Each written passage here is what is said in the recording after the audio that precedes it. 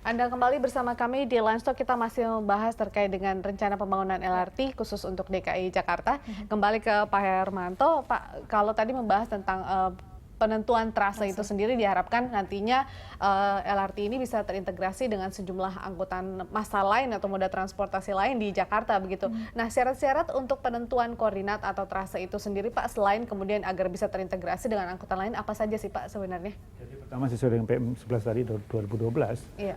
Pertama koordinat tadi. Titik-titiknya mau lewat mana? Titik-titiknya. Kemudian kebutuhan lahan. Artinya nanti ada udah bebas belum lahannya itu.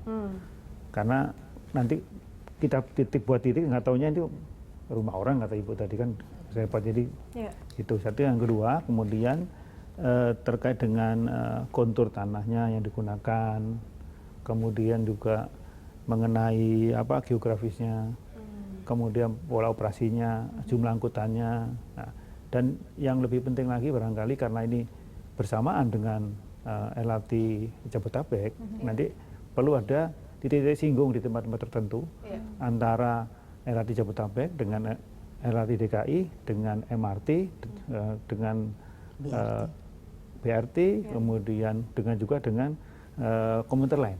Cukup rumit nggak sih, Pak? Tidak perlu di satu tempat. Oke. Nah, mungkin beda-beda tempatnya. Tapi yang banyak bersinggungan nanti ada di Duku Atas nanti. MRT di situ semua.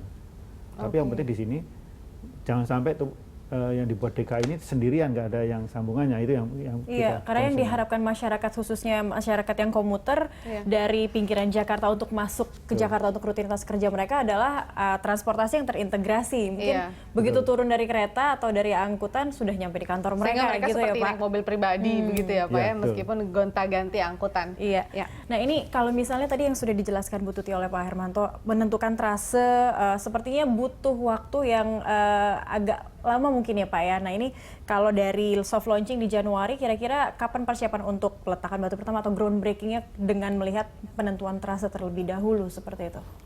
Iya, jadi sekali lagi juga merespon Pak Dirjen tadi, nomor satu sebelum kita sampai ke soft launching dan groundbreaking, bahwa sebuah interkonektivitas, keterpaduan itu sebuah kebutuhan yang Pak Gubernur sendiri sampai kita ke Pak Gubernur sampai ke Pak Menteri untuk memastikan bahwa pembangunan LRT ini memiliki interkonektivitas.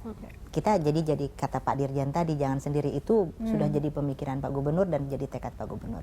Itu sebabnya Pak Gubernur tuh sampai bilang begini ke Pak Menteri, mungkin Pak Dirjen ingat, Pak, kalau begitu ini kan kita nggak hanya mikirin di dalam kota ini saja, tapi interkonektivitasnya juga kita perlu untuk integrasikan sejak dini.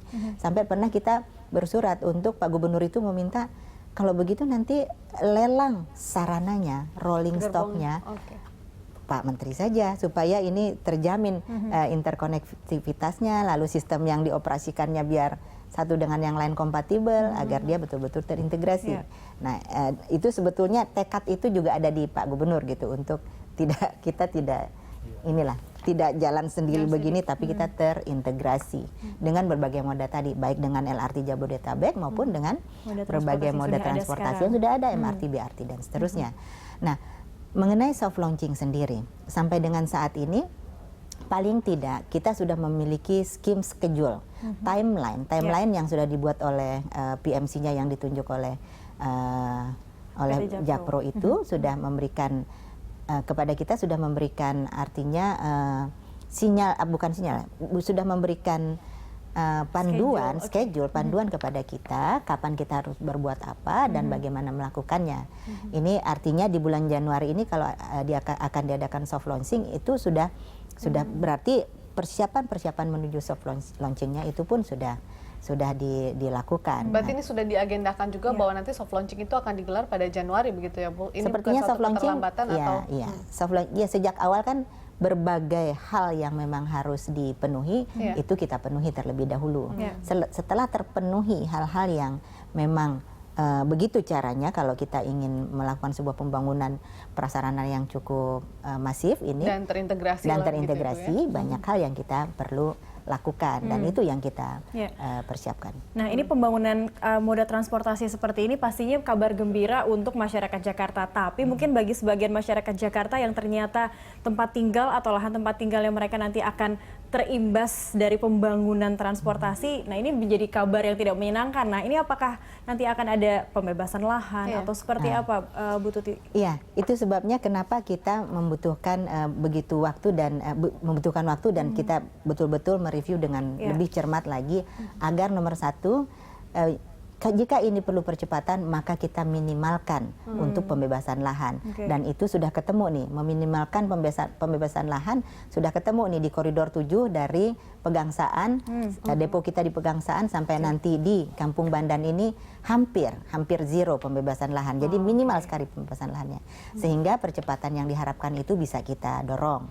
Nah, kemudian juga demikian halnya juga dari depo yang ke Pulau Mas tadi untuk koridor 1 ini juga hampir tidak ada orang itu kita di atas jalan yang sudah ada, ya elevated dan di atas ruang publik. Jadi ini faktor yang memang nomor satu kita pikirkan ketika kita menetapkan trase.